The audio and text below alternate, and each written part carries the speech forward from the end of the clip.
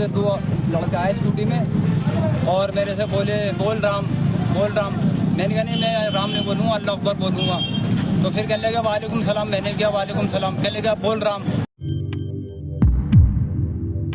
अस्सलाम वालेकुम, आदाब दोस्तों, मैं हूं शम्स सईद और आप देख रहे हैं हर खबर आप तक। दोस्तों, रात दिन हिंदू मुस्लिम का नफरती जहर जो पूरे देश में और समाज में फैलाया जा रहा था, अब उसका असर दिल्ली में भी देखने को मिल रहा है।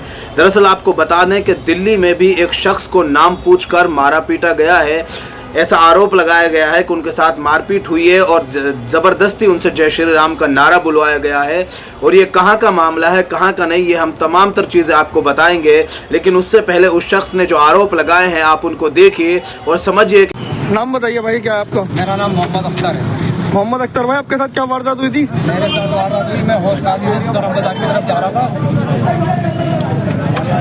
जी बताइए। काजी से सीताराम बाजार की तरफ जा रहा था। आगे बीच में सीताराम तरफ पहुंचा तो पीछे से दो लड़के आए स्कूटी में और मेरे से बोले बोल राम। मैंने कहा नहीं, मैं राम नहीं बोलूँगा, अल्लाह अकबर बोलूँगा।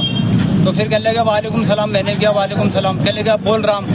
जब मैंने नहीं बोला तो मेरे ऊपर जो है मेरी साइकिल के ऊपर उन्होंने स्कूटी से अटैक करा और मैं जाके पटरी के ऊपर गिरा और बच गया मैं।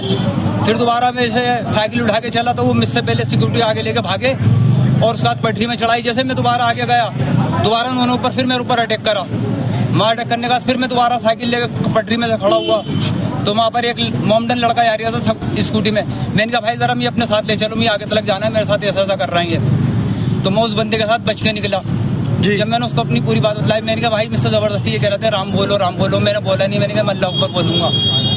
अच्छा, फिर वो चले गए लड़के? वो फिर मैंने पीछे मुड़ के नहीं देखा वो कहाँ का आया, वो क्या हुआ। मैं अपनी जान बचा के भागा उनसे माता लगा उस लड़का आदमी के साथ। चलिए ठीक है, आप पुलिस को ये बयान देने जा रहे हैं और आपके अगर सामने आया तो आप उन लड़कों को पहचान लेंगे? उस लड़के को पहचान लूंगा जो चला रहा था गाड़ी। ठीक है, वो दो थे बंदे।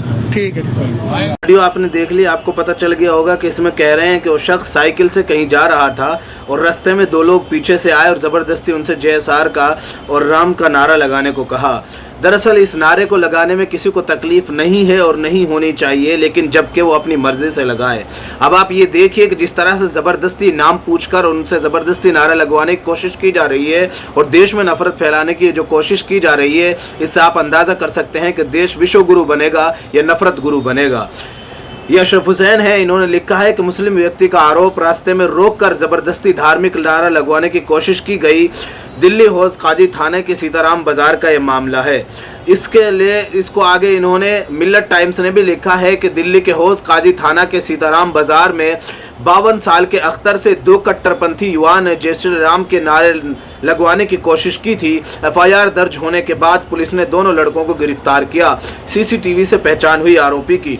ये बहुत अच्छा कदम है पुलिस का, इसलिए कि जिस तरह से देश में नफरत फैलाने की कोशिश की जा रही है, जिस वक्त में पूरा देश, पूरे नेता, पक्ष प्रतिपक्ष सब एक हैं और पूरी तरह से जिस तरह से पूरे देश के दुश्मन देश पर हमलावर हैं और देश को जो कमज़ोर करने की, जड़ें खोखले करने की कोशिश कर रहे हैं, उसमें पूरा देश एकता के साथ उनके खिलाफ लड़ाई लड़ रहा है। ऐसे मौके पर ये कुछ नफरती माहौल ख़राब करने वाले लोग किस तरह से समाज में नफरत और जहर घोलने की कोशिश कर रहे हैं और किस तरह से समाज को नफरती बनाने की कोशिश कर रहे हैं कि एक 52 साल का 50 साल का बूढ़ा आदमी जिसको जो साइकिल से कहीं जा रहा था, की साइकिल में टक्कर मारी गई और उनसे जबरदस्ती ये बुलवाने की कोशिश की गई।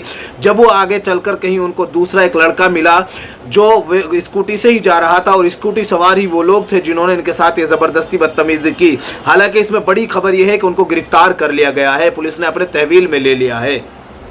इस खबर में इतना ही, आगे फिर मुलाकात होगी आपसे किसी ऐसी खबर के साथ। तब तक के लिए जय हिंद, धन्यवाद दोस्तों।